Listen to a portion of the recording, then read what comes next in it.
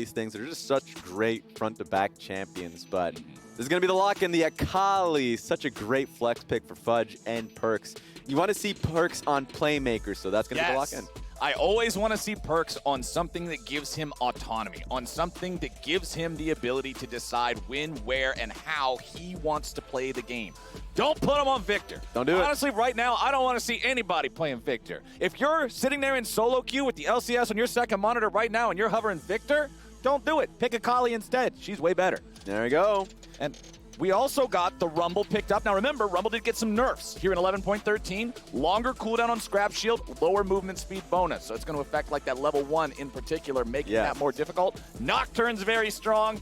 New Stride Breaker feels great if you are Nocturne, man. Feels good, and that's how Insanity actually got the win the last time they went up against Cloud9. It was off the back of his Nocturne play. I think he's a great Nocturne player, sees angles in which, you know, some other people don't. And on top of that, IMT has really been good at being able to all in on fights at the same time. The team fighting has been great. When Xerxe was on his Xin Zhao, in the Scuttle fight on the top side of the map, it was Rift Herald actually, a Rift Herald fight on the top side of the map. They all win at the same time. It's great to see this team have really a great understanding of what each other really want within the game. So I like to see the Nocturne pick. It has a good angle here. Also great setup with the Nautilus added for the Rumble pick. Super good stuff. I like what we're seeing in the first half of the draft out of both teams, to be quite honest, because there's a lot of playmaking here on both sides. Nocturne and Nautilus, both very good at doing that. Akali can pick out, isolate targets, and just 100 to 0 them. And then you have Kalista, one of the best playmaking AD carries when combined with the right supports. And we all know what Lucian does. Yeah,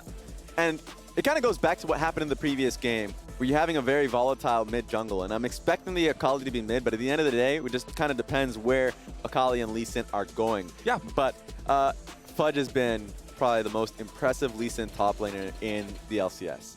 And even though the wins aren't coming his way, he's been a consistent performer, and he's going to force people to really respect it soon enough and to ban it. So I like the Alistar ban coming out from Immortals here. Vulcan has had incredible Alistar performances in the past. They don't want to allow him to play that. The Taric ban also super good against a comp that just wants to dump everything into a team fight. Cosmic Radiance says, I don't care about Equalizer. I don't care about Nautilus.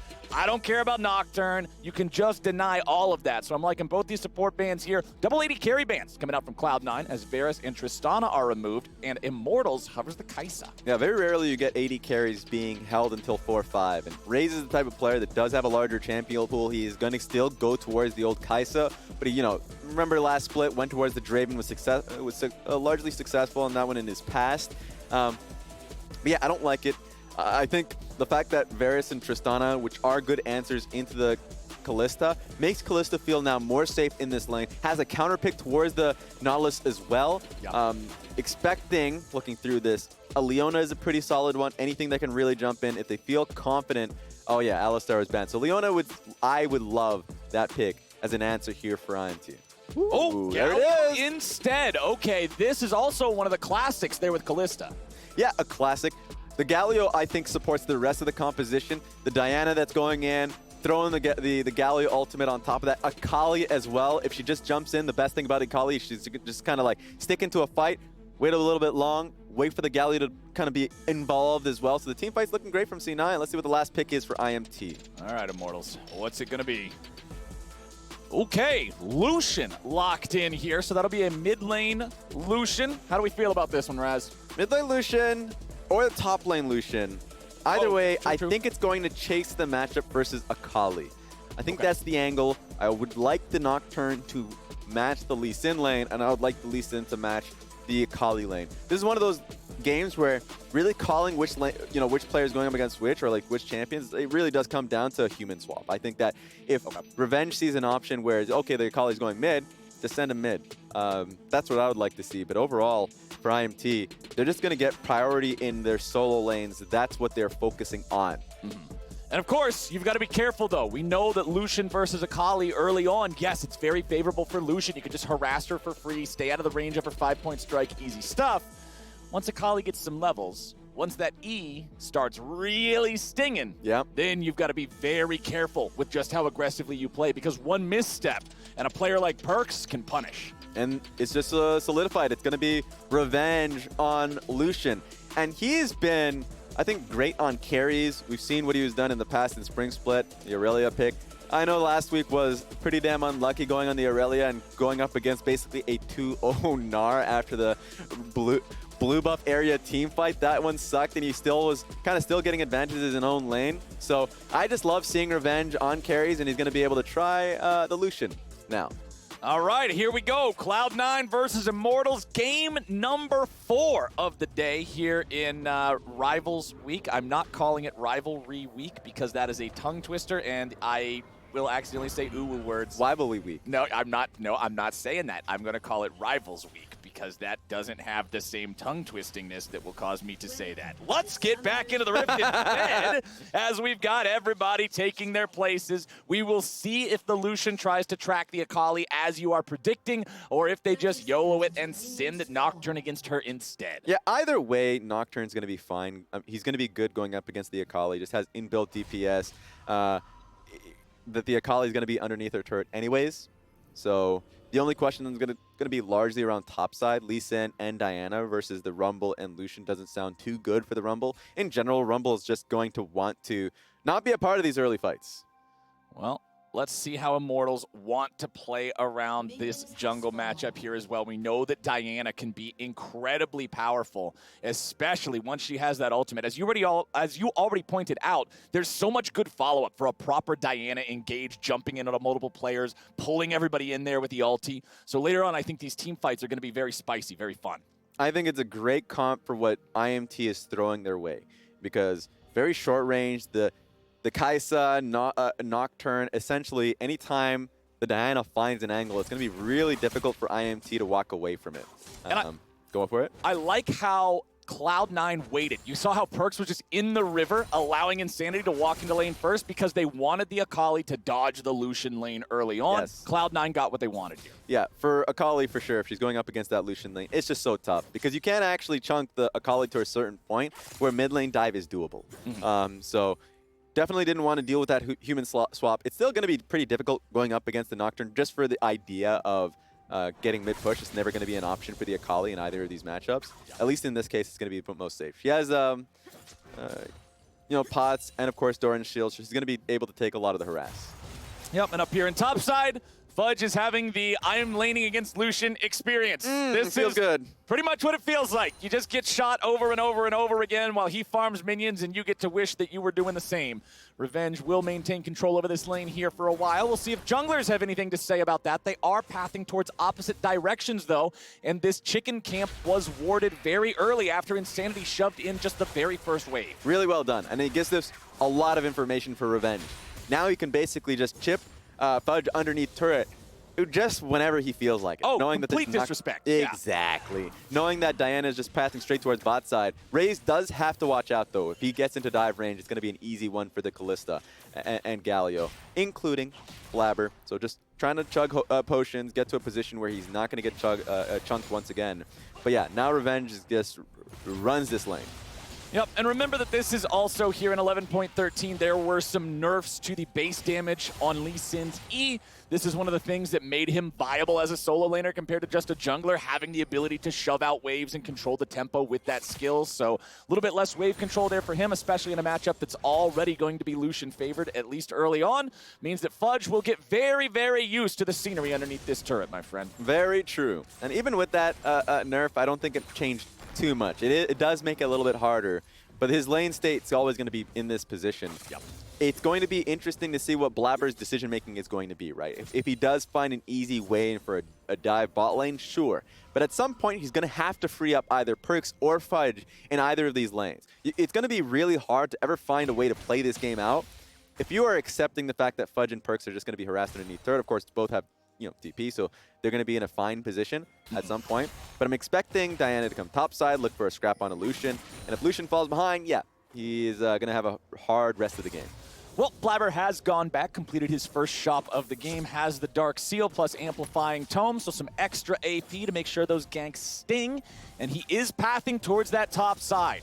We'll see if he wants to go all the way up to the lane. You can see a ping coming out on the enemy Gromp camp from Immortals, getting an accurate read on where Blaber is pathing. Early game planning from Immortals has just been phenomenal so far. And getting another ward just in case, right?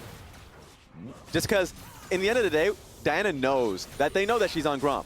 So if she tries to, like, duck bot side, expecting, hey, you know what, she's going to respect me now, right? Well, there's another ward there, TP coming through. Speaking of respect, Raes is having to run all the way away as the teleport comes in from Perkz trying to make a move. It does not work for the kill, but they get 3 summoner spells out of it at the cost of 3 of their own. All right, it looks like they're trying to force Akali to go the long way here or face some pain. Oh, Perkz face checking there. Xerxe does a lot of damage with that overheated flame spitter. Perkz still continuing to retreat backwards. That Raptor camp will be stolen away by Immortals, as there is the smite coming through. Immortals playing this aggressive early. I like this look, Raes. I love it, and it's just, it's step by step. Like I said in the previous game, they knew that Akali after that TP was going to want to go back mid lane, wants to deny the entire wave, at least make the attempt, pay for what she did bot side, and so just looks to punish her. Now she doesn't have flash. It's going to make this lane a lot harder, a lot easier, at least for Insanity. And Insanity will just keep shoving in those waves again and again and again. Nocturne's natural pushing ability between Dustbringer and Umbral Blades just eviscerates the wave. And this is why this changes the conversation of like an Immortals versus C9.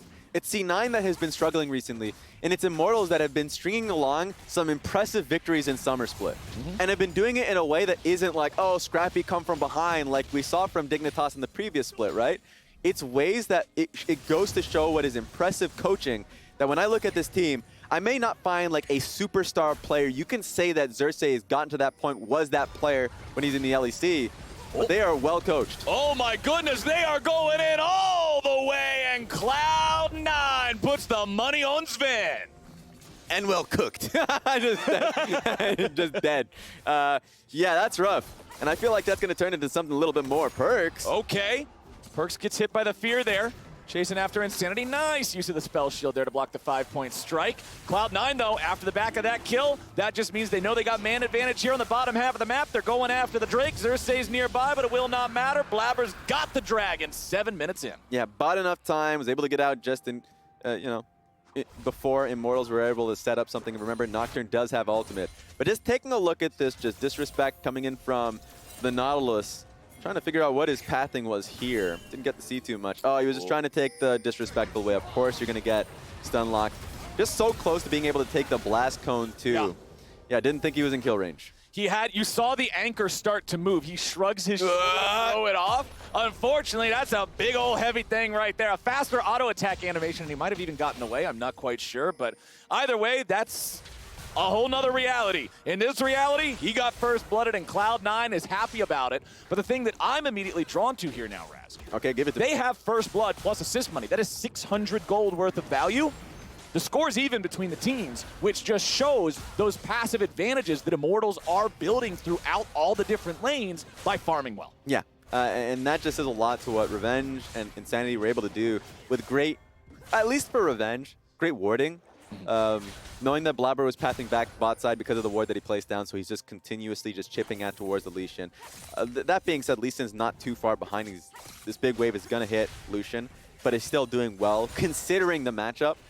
But the one thing I am scared about is the fact that you mentioned Zven having that one kill, now starting to get the lead that he was having in the bot side, getting the early dragon as well, and the next one is going to be Cloud, so it is going to be an influential soul. Yeah. So Cloud9 does have a pretty clear win condition that Immortals have to be aware of. A powerful defensive tool, no matter which one of the two, Ocean or Mountain Soul, shows up. Very, very scary stuff. And also, both of those souls complicate the map, too. Remember, Ocean Soul means we're going to have a lot more brush for champions like Akali and Diana and Nocturne to play around, right? Mountain Soul means you're going to have more walls for those isolated targets or big rumble ultis. So either way, this will be a spicy one, as Blaber will pick up another Scuttle Crab here for his team. Xerxe's not concerned with those small potatoes, though. He wants the big one, and he's going after the Rift Herald. I think he's going to have to walk away from this. Yeah, Fudge is here to stop him.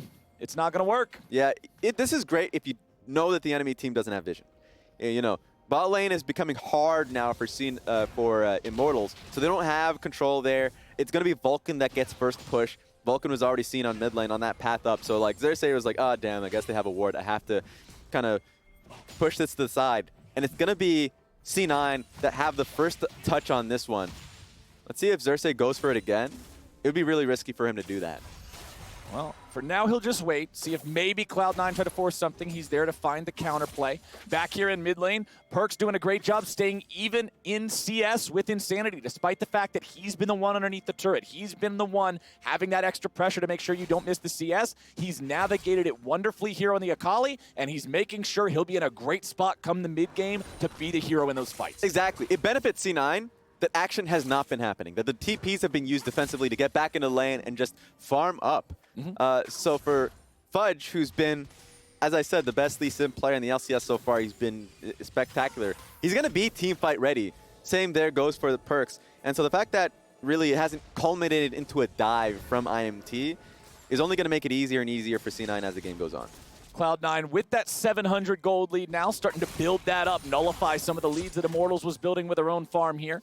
Perkz finds the E onto just a minion, so we're not going to see too much excitement here in mid lane as he just decides to walk it off. Neither one of them have anything to fight for. Nobody really has a whole lot to fight for right now. The Rift Herald is alive, but we don't see a whole lot of bodies around there, and the Dragon is still down for another 70 seconds. Yeah, and I mean, Galio, Vulcan has been sitting in that bush primarily for so long that Xerxe has never felt comfortable to be on top of Rift Herald.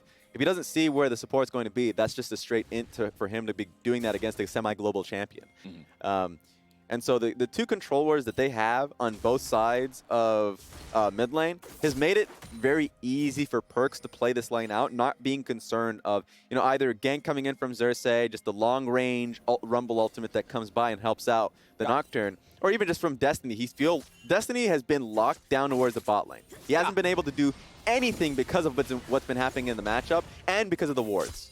So we're spending a lot of time talking about how Cloud9 is getting to play the game they want to play nice and early with those defensive TPs and whatnot, but now we might just have a full-blown fight here over the Rift Herald.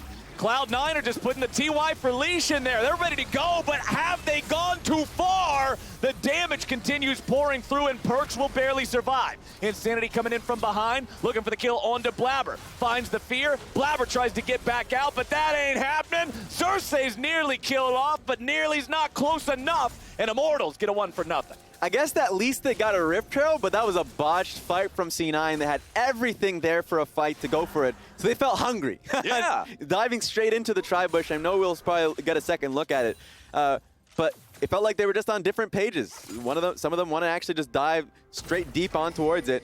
Taking a look at this one more time, yeah, it seemed like, remember, Kaisa is taking the long way back into the lane. They know that the AD carry is not going to be there, just having full vision there.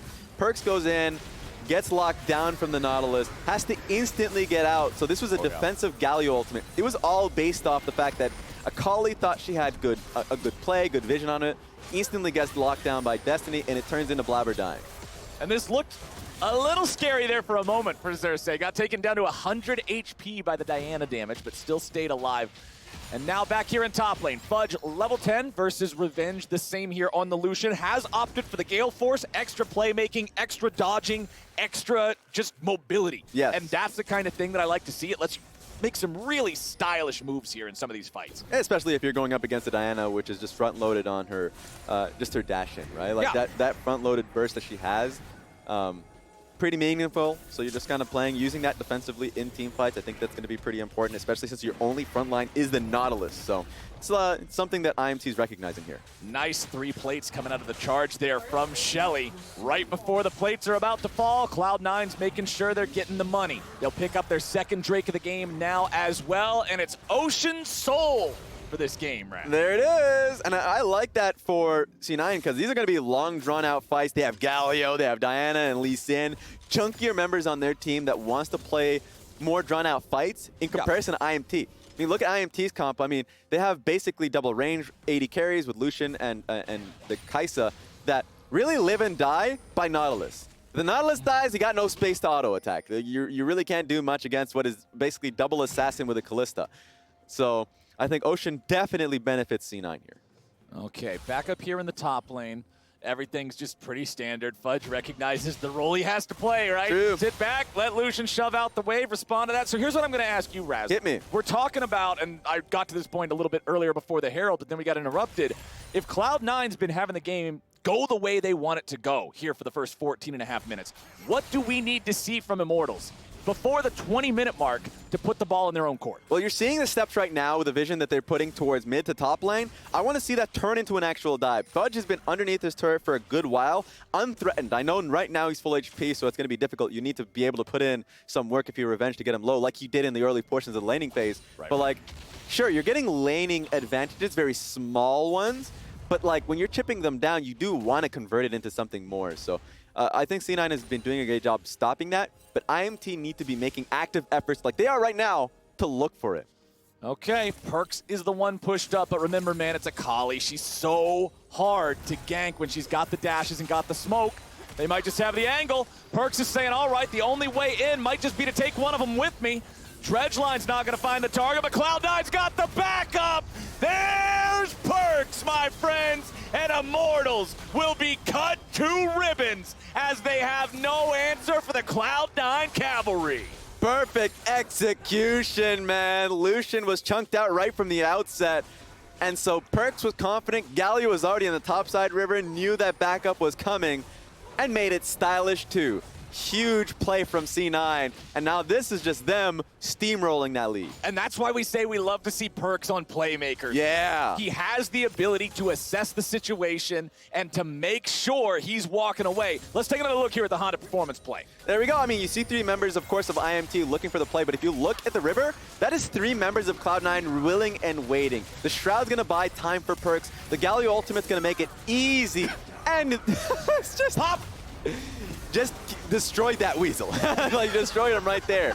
And so, like, 2 people get knocked up, and it makes it easier for the rest of Cloud9 to be able to secure that as well. And they even get the stopwatch as sort of a buy 3, get a bonus one for no extra reason, just because that's such a useful tool. Because that thing is one time only, it's gone. And there's your damage dealt in the last team fight. Yep. Akali's pretty good. Doing well as Fudge is sipping that pina colada in the bot lane, saying, you don't need He's just me, hanging man. out, saying, hell yeah, top div. We're chilling. Using his F keys to see some dubs. Hey, he's 0-0-0. The other top laner is 0-1-0. Which one's doing better? The 0-0-0. Yeah. Fudge is cruising this game. He's now dealing with Insanity in the side lane 1v1 matchup, while you got Perkz up there against Revenge. And I mentioned this at the very start of Champ Select, and I'm going to mention it again. Remember that even though Lucian feels strong in these bullying side lane matchups, one Shuriken flip hits him, It's donezo. it's done. Yes. And I think this is actually, I forgot to even, mention it. This is a perfect meta for C9 now. For a while now, having to play real mages in the jungle, specifically Rumble, things that don't give you that mobility, that like kind of active pressure in the early portions of the game. Blaber's back on those picks now. And looking towards mid lane, they're recognizing, as you said it in the very early in the portion of the game. Oh, looking for this dive. Holy though. moly, man. Vulcan is bloodthirsty. They will not get the kill there. Raes just sort of walks it off. He has killer instinct to help, but that was disheveled at worst. Raes is like, okay, what the hell was that? You just lost your flash. Hey, what?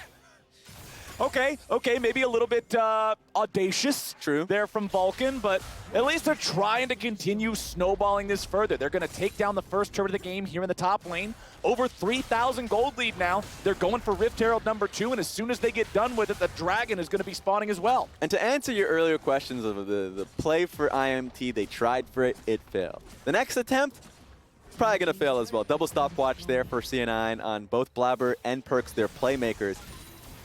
Next Dragon fight's coming up. It's going to be for Soul Point. IMT should probably, they're in position for this fight, but I don't think it's going to look good. Second Shelly has been summoned up here in mid lane, getting ready to charge. I don't think she has enough to just kill it outright. No. So the headbutt comes through, but the turret survives with 10% HP. Blaber doing what he can to check these brushes with abilities, making sure that they're not accidentally face checking, throwing this away. This is really big if Cloud9 gets it. Immortals then have to answer every Drake thereafter for the rest of the game. Otherwise, you just give away the soul. Perkz goes over the wall. Oh, they don't see him. He's positioned in the brush, but Fudge is going to get caught. Fudge! What the hell was that? Perkz has to jump back out of the pit. Okay, no more Soul Point. All right. It is what it is, guys. Fudge was looking for a flank, and I loved it. But, of course, IMT sees it, instantly goes for a kill there. Had no idea that Perkz was even setting up for a follow-up. That was incredibly unfortunate for the side of Cloud9, but man, that is just what the doctor ordered for Immortals. True. They end up getting a get out of team fight free card right when they needed to have one to guarantee that their opponents aren't on that soul point already. But uh-oh, Revenge, you're in Akali range, buddy, but they're looking to turn it around. Maybe. No, not quite. Yeah, I don't know what's on beyond the horizon there. So didn't want to just commit as a Nocturne when you know your team's just coming out of base.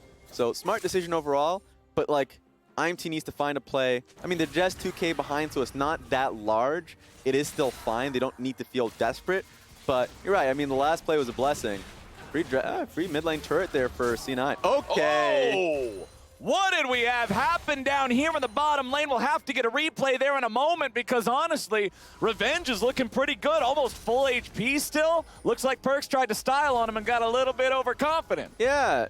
Double flash, so no one flashed out of this one. Perkz just didn't see it coming. Let's see what did it to him.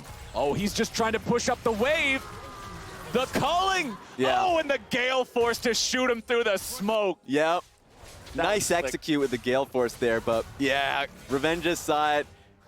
Akali didn't think that. Akali must have believed that the Revenge had based at this point. It's been there for so long by now. He's thinking, all right, he's back, he's shopping, he wants to reset, he doesn't want to stay here in this lane with me. Yep. But he does. Yes, he does. But he does, my friends. And that will be Perkz' first death of the game here. 1-1 and 2 now, but he's got the Zonias, so next time it will be more difficult.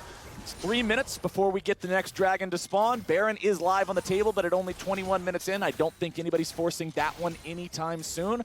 Lots of champions across both squads starting to hit those second item power spike thresholds as they're either at the item or very close. Not much here to fight for, so I don't think much will happen around this area. You know, you can kind of not even look at the vision that you have here secured for a little bit. Mid lane is secured there from C9, so Fudge is doing a great job just saying, okay, I don't need to be here. You guys need to watch out for both mid and top lane. In fact, it's Nocturne that's recognizing that he could get dove from what is just, you know, a stranglehold happening in his red side jungle. So overall, liking this here from C9, a great recovery from what just happened. And Perkz will just continue shoving out these side waves, using the mobility to just get out through the safest possible avenue and make sure that he doesn't get picked off. We know how difficult it is to make that collapse on him. We saw it earlier when Immortals went in for the 3v1, and all of a sudden he just gets a kill and walks away. His backup arrives. So Immortals must know whenever they go after him, they've got to be confident. They've got to come after him with both barrels blazing. But right now, man, Cloud9 sitting on 2 Zonia's hourglasses feels really good for both of those assassins to dive in there, start things off, throw their own safety to the wind because they have a way out. Yeah, with the Renans there as well with Zen, I mean, they're team fight ready. That's why Blue Trinket being chucked in there from Raes into towards the Baron pit, because that's just going to be the name of game for a little bit until the Dragon comes up.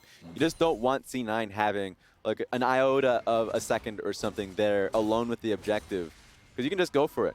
They don't necessarily have much damage outside of the Kalista kind of to deal damage to the Baron itself. It is pretty low damage from their composition. But it's something that you still have to be aware of, and the goal for C9 could just be to lure IMT in for a team fight. Yeah, exactly. Bait them in, catch them off guard, and then just beat them up and take the Baron after. Yep. Right? You don't have to worry about time when everybody on the enemy team is dead. Now, Fudge will again be put in a defensive position, and that's just kind of the story of Fudge here this game. The one sort of team fight interaction we saw him have was getting picked off when he tried to go for a flank. Other than that, his job has just been answer whoever the primary split pusher is, clear the wave, don't lose anything more than we have to. Yeah, and he's in a good position anyways if a fight was to, or like a setup was to happen around the objective and Dragon, right? He wants to be in a flank. I know the last one didn't pan out well at all, but like that's still a position he wants to be in. They're coming in front to back as a team. They're going to get swept by IMT in a fight. That's going to be, you know, ideal situations for Raes and Revenge to play that with the Rumble as well. But if you challenge their positioning as a unit, great thing. So let's see what ends up happening here. They're going to be fighting for mid prio. Cloud9, they've got 2 players showing. Destiny will be the first to walk out. Revenge right behind him. Xerxe has still not shown himself. Vulcan again with the flash, trying to force something out here, but it's Fudge with a good kick. That might just seal Destiny's fate. He tries to turn it around here with the ulti back onto the enemy AD carry, but it will not work. Now they're going to try to find the kill on Perkz. If he dies here, that's not a very good sign for Cloud9, but instead, Here comes reinforcements yet again. Galio over the top means the mid laner survives for now. Calling going through. Blaber's coming in here with the ulti now, and Immortals are in a very, very bad place. Xerxe's killed off next, and Insanity and Revenge are the only two men standing as Cloud9, full squad alive, heads over to Baron. Hey, IMT may think that they can walk in further after one ultimate is used, but they just have way more in the tank. Cloud9 with the Kalista ultimate to get in there. But it all was made possible by the Fudge factor. Fudge was sick with that kick on towards the Nautilus that made it so much easier for them to find an angle versus IMT. So this may be a dragon for Immortals, fine. That's their second dragon. But that is a huge 3 kills being picked up and a Baron solidified for Cloud9. And now we've got 3 minutes here with a Red Bull Baron buff for Cloud9 to continue to build this already impressive 6,000 gold lead. They still have all 3 tier 2 turrets standing to take from the side of Immortals. Cloud9's gold lead may very well balloon into something even crazier here. Let's take another look at the fight. Vulcan went a little crazy here. Yeah. But then there's Fudge showing up. Boom. Instant kick straight on towards Destiny. Really well done to get the kill immediately. So the return fight, they thought they can try and get a pick on towards Akali. Double protected not only the Shroud, but also Zhonya's just in case the AoE was strong enough, but he was able to now turn that one back on towards them. And sure, you use a lot of tools if you're Cloud9, but you know, when a fight happens for so long, you tend to forget they still have way more in the tank. Diana ultimate, Kalista ultimate. It's one of those things where Immortals were just in the fight for so long, lose Nautilus. They knew that they were going to lose an objective off of that one. They didn't want to lose Soul Point. They didn't want to lose a Baron off that. Damage dealt in the last fight. Blaber, the one top in the charts. Nearly 3,000 damage done by his Diana, as Fudge was the second man there in the charts. A little bit over 2,000 for him. Everybody else, both your Kalista and your Akali, chilling under 1,000. They didn't even have to do all the work. It was done for them. Cloud9 will make quick work of that first inhibitor turret, and inhibitor number 1 will fall in the bottom lane. This is looking efficient for Cloud9. They were pushing mid at the same time. Perkz was in there, but you know, he's basing, but he does have TP. I think the idea was to try to go for inner turret as well, but Raes has already just obliterated the wave on that one. So good job for him to just slow the pace of that Baron push down. But a huge turn in this game. It has been leaning towards Cloud9 for a long while now, but that was a well-coordinated fight from them to be able to now just put it in their control completely.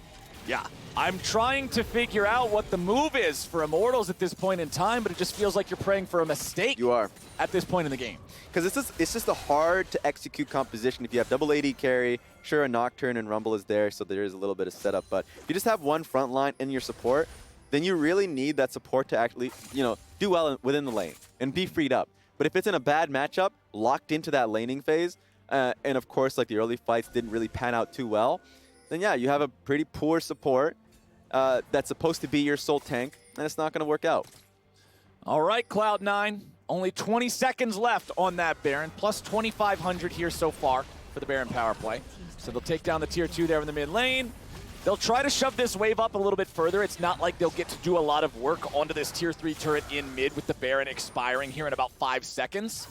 Perkz is still there in the top lane, continuing to split push, continuing to get that solo EXP. Is level 16 along with Revenge, both Insanity and Fudge slightly behind at 15. They should be able to get this inhibitor turret mid because they're, you know, getting the push alongside bot wave. It's double super minion as well, so Lucian for sure is going to be there for quite some time. That means that they can escort the mid lane wave. If they wanted to do it as a team, they could, but they're playing by the book, and they're now going to go for the top lane inner turret instead. Okay, Vulcan has to Justice Punch his way away. That was not how many people he wanted to walk into. The wave has arrived. Equalizer used just to try to get rid of this minion wave. But with the cannon being there, it'll survive long enough for Zven to get some auto attacks down onto the tier 2. That's below half HP now. 80 seconds until the dragon spawns. Fudge will continue applying pressure in the mid lane. The super minions doing the same thing here in bottom. Cloud9 is making sure they are pressuring every point. Yeah. And you know what? The Rumble ultimate, really well done to slow the pace for Cloud9, so it may not be an inhibitor turret just yet. And the Rumble ultimate will be there for the next dragon. If they want to actually fight for Soul Point, it's a low enough cooldown. It's already 3/4, you know, very close to the way there. So they're going to be in a fine spot now. But Void Stab being picked up from Blaber, especially after the last fight where he just obliterated the back line, it's going to be difficult. I'm trying to figure out what the angle is, what the focus is here for Immortals to win a team fight, but when you look at double Zhonya's Hourglass, and then a Xerxe on Lee, and then a Guardian Angel on Kalista, who do you even focus? In a fair fight, even if you started off on your terms, you just can't kill him fast enough. It would have to be the Galio, and the only way you do it, we've seen these long drawn-out fights. Akali goes in, Galio ultimate follows, he's going to try and get out. It's going to be a long, extended fight, and that's always going to still benefit Cloud9. So you really are looking for a Hail Mary pick from the Nautilus. Ooh, new item built by Fudge as well. Anathema's Chains. Remember, this is the one, gives you a lot of health, allows you to mark one opponent that you will take greatly reduced damage from as your nemesis. So Fudge purchasing that item. I'm not sure who he has marked. There is an in-game indicator. I may not have put it. It is actually on cooldown. We'll have to see it at some point. We'll see. We'll see once we can figure that out, hopefully. Yeah, but also the reduced tenacity, 20% on tenacity, like, or at least just 20. It's really helpful. With how much CC lockdown they have on their team, it's going to be pretty damn easy for him to be in a fight, stick in a fight. And Fudge will now be the one sent down to the Drake, so he'll pick this one up for his team. This will be the first Ocean Drake Cloud9 has got. After they got those first two Drakes early on in the game, they had the tragedy there with Fudge's pincer attack that lost them the third, and then they traded the fourth for the Baron, which, hey, great trade, do that all the time. But now they are finally on that soul point. I'm not going to lie to you, though, buddy, with Baron about to spawn here in 10 seconds, I don't even think we're going to get to 5 minutes from now. Yeah, and I mean, they're playing around their waves really well. Even with the Rumble ultimate being used, C9 can just chain dive if they get a big enough wave off of cannon. So they're going to try and get everything set up right now. Red buff being picked up by Zven. I think the best call is going to be around Baron. They already have Scuttle Crab, Control Wars lined up. Baiting IMT in is going to be the ticket into this game. Okay, Cloud9 in the enemy jungle, sweeping out for some vision, trying to see if Immortals has any sort of a sanctuary here in their own half of the map. Perkz will continue, trying to hit the last little bit of that control ward, take it out if he can. Takes a little bit of damage trying to do so, so Vulcan just steps up. He doesn't mind losing a little bit of HP there, has the magic shield anyway. And with control over this red side jungle, C9 is just going to go ahead and start up the Baron. Honestly, Zven and Blaber can duo it rather easily. Yes, they can. It should just be easy. Blue Trinket being pushed out. They still have one more Blue Trinket, but it's going to be from the Lucian, who's now just TPing mid lane. They're going to have to fight now without the Lucian if they want to get in the hand of this Baron. Immortals knows they can't just give this away. You got to go for the YOLO, go for the 50-50, but it is not so. They've got the engage coming out from Destiny. A lot of damage down to Vulcan. They'll blow him up immediately, but now what else can they find? Revenge being chased down. Perkz going in, picking up one, having a kite around here a little bit. Oh my goodness!